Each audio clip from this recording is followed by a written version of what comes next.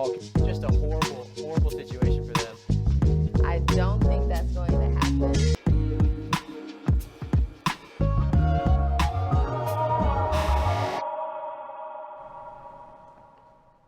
Hello and welcome to another episode of TakeaSide presented by Decide Debates. I'm your host, Ryan Atchison. I'm filling in for Max McElroy today.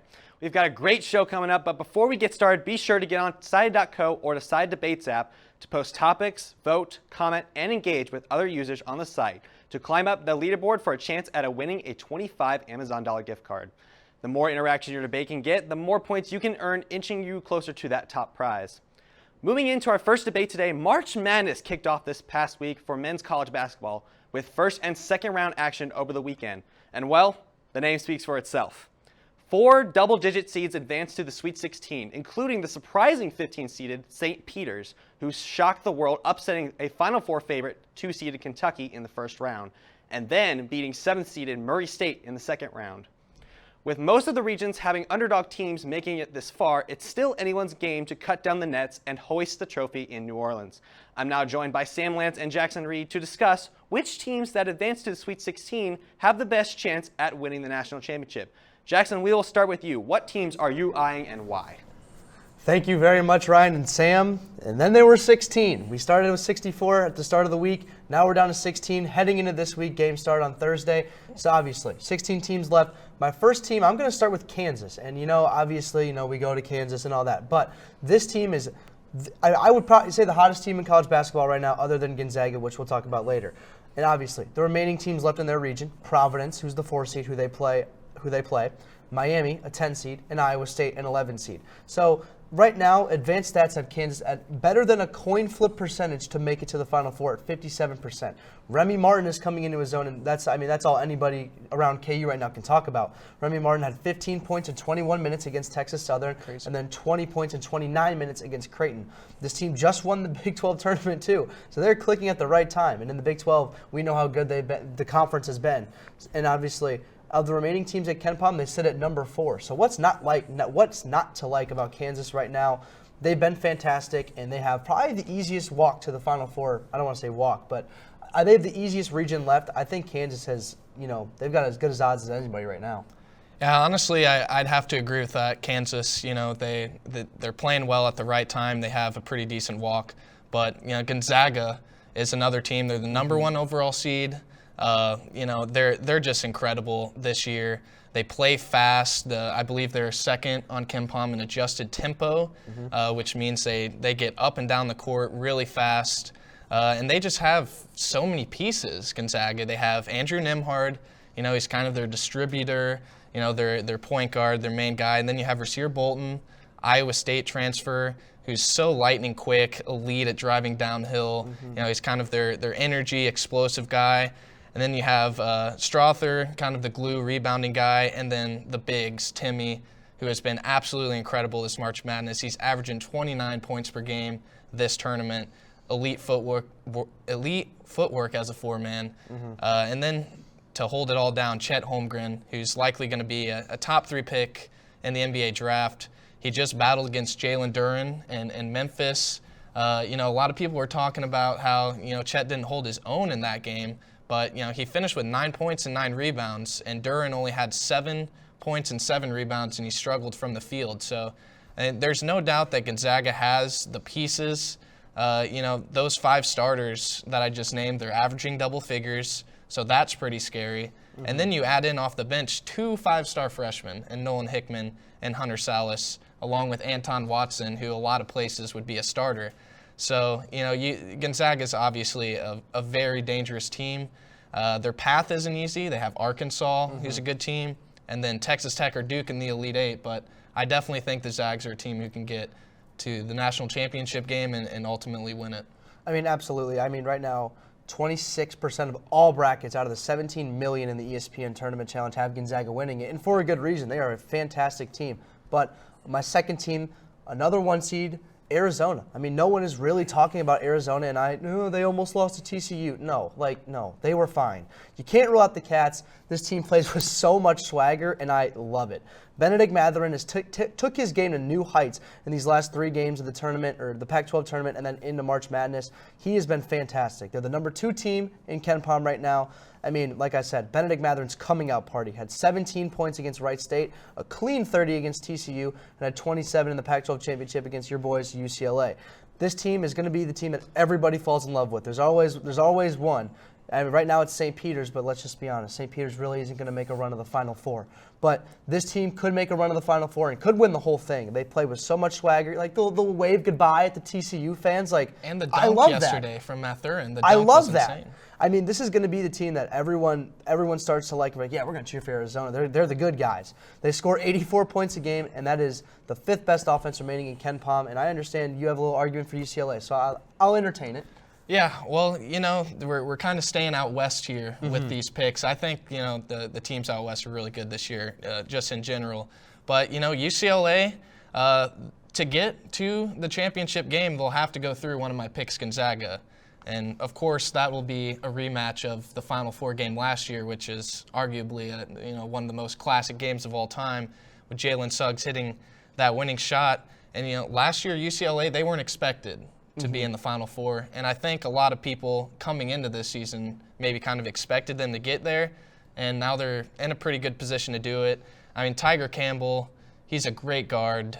Johnny Juzang, he's been struggling a little bit as of late, not really hitting his shots at a high percentage, but he's still a great player.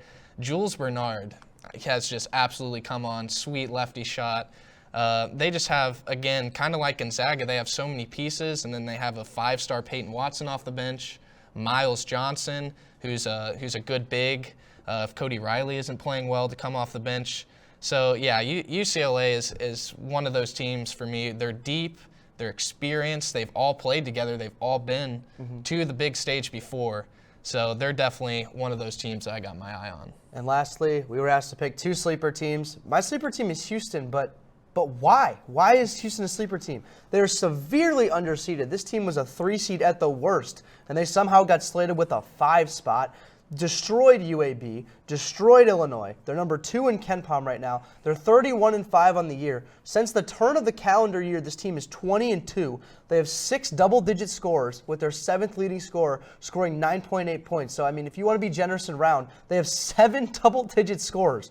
And I understand it sucks to lose their leader and their guard, Marcus Sazzer, but this team hasn't skipped a beat, and they look fantastic right now. Houston's going to be probably one of the toughest outs remaining in this tournament, and I understand they come from the American Conference, and it's not exactly the best college basketball conference, but you got to have your eye on Houston. I think they're going to be a fantastic team, and probably Arizona has the 1 seed with the most upset potential going into the Sweet 16, so that's why I picked Houston. For me, it's going to have to be the 11 seed, Michigan Wolverines. You're shaking your head at that one. Yeah. Nobody even expected Michigan to be in the tournament. I was one of those people. A lot of people were kind of slandering Michigan, said they didn't belong in, but they had a lot of quad 1 wins, and overall, Michigan, they just have a really good team, a lot of good pieces, and Dickinson down low, he's been great all season. I think the Wolverines can make a run. They're playing Villanova, a team that they haven't had great success against in the tournament. Maybe they can turn it around. Hey, those are our picks. They're interesting arguments. Let us know at TakeaSideKU on Twitter. Maybe some of your picks. But after the break, Ryan Atchison will throw it to a different debate. Stay with us.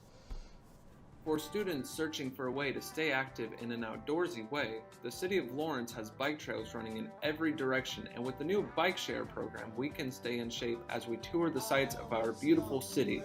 Clinton Lake is only a short 30-minute bike ride away from Daisy Hill and has the most incredible sunset location in all of Lawrence.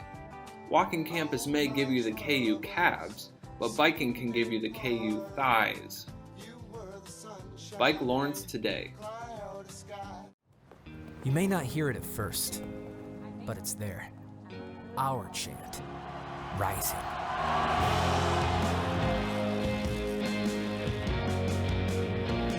On this summit, callings converge, voices unify into a chorus that sounds out for good, for greatness, Can you hear it? Welcome back to TakeaSide. For our second debate, we are transitioning to the NFL, where free agency has been the talk of the town across the league the past couple of weeks. Many star players are finding new homes for the upcoming 2022 season, with many specifically heading to the AFC West to the Denver Broncos, the Los Angeles Chargers, and the Las Vegas Raiders. The Kansas City Chiefs have won the division the past 6 consecutive seasons. But with many key free agents heading to the rivals, will we see the reign of the Chiefs on the top of the AFC West be dethroned by another team this upcoming season? I'm now joined by Isabel Scarborough to answer the question, are the Chiefs still a lock to win the AFC West? What are your thoughts, Isabel? You know what, honestly, I gotta say the Chiefs are not still gonna be at the top of the AFC West this year, and for some good reasons. First, we have Khalil Mack, who just got traded to the Chargers, and of course with his recent trade with Devontae Adams to the Raiders. Those are two very big teams to the Chargers rivals.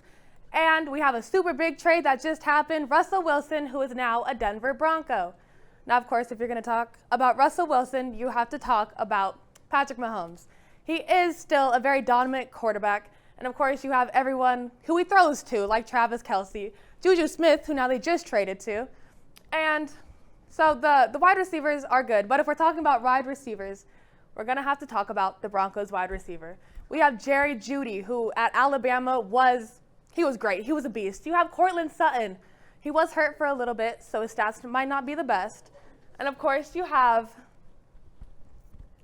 all the wide receivers, they're all great. And last but not least, Timmy Patrick. He's a little new, so the wide receiving core is a little young. The whole Broncos are a little bit young. But the Broncos are young. But of course, now you have Russell Wilson, who is a veteran quarterback, and now he has people to throw to. That's what these wide receivers need. They need people who are going to throw to them good. Now, of course, even their backups. So these are the backups, people like KJ Hamler and Kendall Hilton. If Kendall Hilton can throw and be a quarterback if he needs to, he's for the team and he's ready to be on the team. Now, the Broncos general manager is a very smart person because instead of trying to get a quarterback last year, he focused on a secondary. So you have people like Surtain. The top 5 wide receivers this year had 0 yards against Surtain if they played the Broncos. You have Kareem Jackson and Justin Simmons. They're all very amazing players in the Broncos. So the defense alone for the Broncos are going to be able to stop the Chiefs and take them down from number 1 in the AFC West. That's all you have to talk about. It's the defense on the Broncos. You have new players like DJ Jones and Randy Gregory, and with Bradley Chubb. Bradley Chubb and Gregory can work together. It'll be kind of like a Miller and Bradley Chubb situation if they can get it. The defense is able to stop the Chiefs. Now, you have the NFL draft. There's been so many new players going all around the AFC West division against the Chiefs. It's like they're trying to kind of build super teams to get the Chiefs knocked down. The draft, of course. There's so many different options that can happen in this draft. If you're thinking, oh, well, the Chargers need this, the Raiders need this, the Broncos need this. They still have the draft, and the season has just begun. So there's so many different kind of things that all these teams can do. These teams working against each other, but also with each other. They can easily take the Chiefs down, and the Chiefs for the 2022 season will not be at the beginning. As I start to come to the end, the Chiefs are they're still right now, they're a super team. Patrick Mahomes, the defense, everything. But with the new looks that everybody has been doing, there's not a chance the Chiefs will stay number 1. And after this break, we'll see you soon. Diversity. What is diversity? It can be an umbrella term for a variety of things, ranging from diversity among different people, places, cultures, and ideas, to the way people express themselves and the way they interact with the world. In today's world, people interact with one another and share their thoughts through social media. Let's take Twitter, for example. How are people of different backgrounds, ethnicities, and sexual orientations with different political beliefs, interests, and job titles using this platform differently?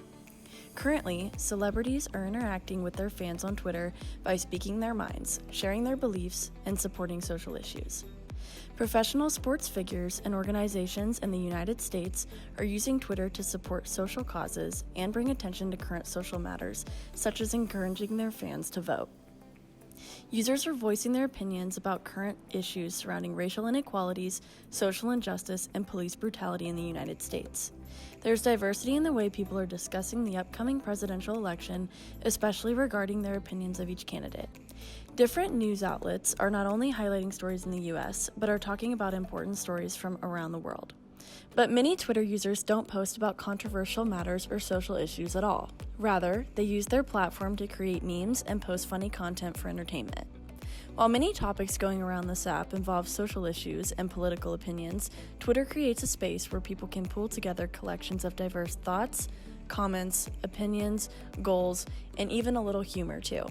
So how can we use this platform to express our differences? More importantly, how can we use it to learn from each other's differences today? Welcome back to TakeaSide. For our third and final debate, we are staying in the NFL. Former Houston Texans quarterback Deshaun Watson was traded to the Cleveland Browns this past week in exchange for multiple picks. Watson originally did not have Cleveland as one of his finalists for a trade, but then changed his mind and signed a 5-year, $230 million contract to be the Browns' next quarterback this season.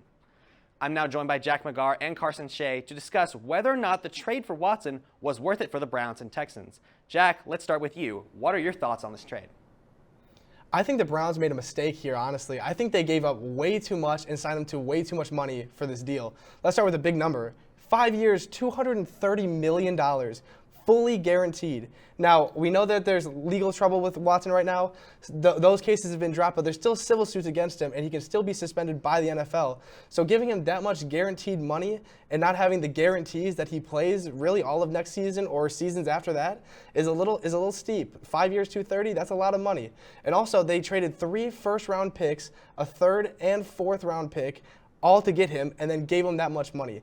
That's a lot of money that you're sacrificing for your future and draft capital that you're sacrificing for your future for a guy that is not guaranteed to play for you for all 5 seasons. Right. Well, with the legal issues, I believe that the Browns would not have done this if they didn't know something. I think that they have confidence that he's going to be able to play. So I don't think they would have put all these draft picks away just for someone that they didn't have confidence in. But to start with Baker Mayfield, he was the problem, and getting him out of Cleveland was the number one thing that they could do, and they replaced him with Deshaun Watson, who could be a top 5 quarterback in the league when he plays. So I believe replacing Baker with Deshaun Watson is such a key piece that the Browns were missing, and I think that it could bring them into potential to win the AFC North. I agree that Deshaun Watson is a better quarterback than Baker Mayfield. That's not the question here. Is he worth all that the Browns gave up to get him? I think knowing that they gave up 3 first-round picks, a third and fourth-round pick in their next 3 years, that's a lot of potential. I mean, you could have drafted a quarterback with any of those 3 first-round picks, or even the third and fourth-round pick. You could have drafted a quarterback, built on that, and had a guarantee that he'd actually play, and actually draft him with that pick instead of giving all of those picks away for one guy that you, again, don't know if he's going to play all the time. So in my opinion, again, Deshaun Watson, giving the Texans all that draft capital, in my opinion, was not worth it. All right, well, we just saw the LA Rams do something similar for Matthew Stafford. They gave up so much this past offseason, and look where they went. They went and won the Super Bowl. Yeah. What if that's what the Browns do? They have Kareem Hunt, Nick Chubb, and they just got Amari Cooper, and this last piece was Deshaun Watson. They have a very elite offense, and they already have a great defense with Myles Garrett. So I think that they have a team that could make a run. I think for me, I don't know if Deshaun Watson is the highest paid player in the NFL. I don't think he's worth that. I think he's a phenomenal quarterback, but I don't think he's the number one player as far as salary goes in the league. I think there are quarterbacks, and I think there are players that deserve more money than Deshaun Watson's getting paid. And I think the Browns could have gone a little lower on the contract as far as salary goes to get him. I don't know if $230 million was really the number that they needed to go to, especially when they're giving the Texans all that draft capital. So I think they overpaid for Watson. Again, we don't know if he's going to play all 5 seasons, and he could lose $1 million per game depending on his suspension if he does get suspended. But I don't know if they needed to spend $230 million for the guy. Yeah, well, with the league that we're in right now, especially with the AFC, we were just talking about the AFC West, all these teams that are just adding superstars to build their teams. And I think that's what the Browns needed to do to stop teams like the Chiefs, the Bengals, the Broncos, the Titans. All these teams are the league currently is just adding superstar teams. You need a super team in order to win now, and that's why they added Watson, no matter how much it costed. I think looking at the other quarterbacks that you could have gotten, especially with the trade market right now, I mean, they got Wentz for 2 third-round picks for Carson Wentz. That's a guy you can build around. Matt Ryan was just traded today for 1 third-round pick. Matt Ryan is a very viable first quarterback that you can build around and have your team. Again, you said it, they have 2 great running backs. They just had Amari Cooper. They got Myles Garrett. They've got a great overall team. You could have gotten a different quarterback besides Deshaun Watson, I think, for cheaper. So again, the haul that they gave for Watson, I don't think was worth it. Yeah, I understand where you're coming from, but I just think his age, he's only 26 years old, and he's definitely one of the best quarterbacks in the league. Matt Ryan's old. I know he won MVP at one point, but 1 pick for Matt Ryan, I don't know. I just think that Deshaun Watson being on the Browns could really push them to be a contender. I think their team is going to go very far. I think they're definitely going to make the playoffs as long as everyone stays healthy, and they're definitely going to be a force to reckon with in the playoffs. That's not the point. I think what really will make it worth it for the Browns is if they win a Super Bowl. If they can win a Super Bowl in that 5 years, I think the trade could be worth it. I still think the money and the cap space that Watson's going to hold for these next 5 years is a lot, especially with Cooper's new contract too. The cap space is going to be really limited for the next 4 or 5 years. So if they can't win a Super Bowl in these next 4 or 5 years, I don't really know about these contracts right now. We might just have to agree to disagree here. Yeah. Yeah, we'll send it back to Ryan. Thank you for watching this debate. Thank you so much for tuning in to today's show. Before we go, if you haven't already, be sure to create your own side account to be able to post debates of your own, as well as to comment and vote on others' debates as well. Along with that, follow us on Twitter and Instagram, both at TakeaSideKU, for weekly live streams and clips from the show, where we will be having some different side content for you weekly. That's all the time we have for today, but for all of us here at Take a Side, we'll see you next week.